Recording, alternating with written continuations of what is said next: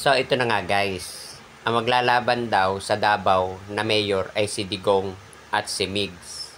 So, alam naman natin na hindi papayag ang mga Duterte na may ibang maging mayor doon. Bakit?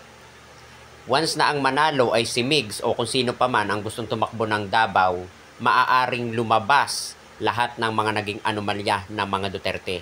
Kaya lalaban niyan sila Duterte kay malinis o maduming paraan. Basta dapat hindi mawawala ang kanilang kontrol sa Davao. Dahil once na iba ang mag-mayor dito, mawawala na ang mga Duterte sa Davao. So, ayun.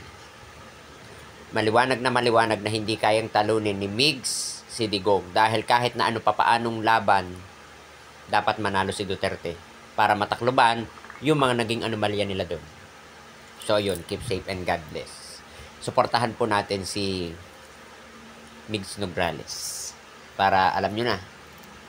Kayo mga taga Davao dyan, alam kong takot lang ang namumuo sa inyo, hindi disiplina.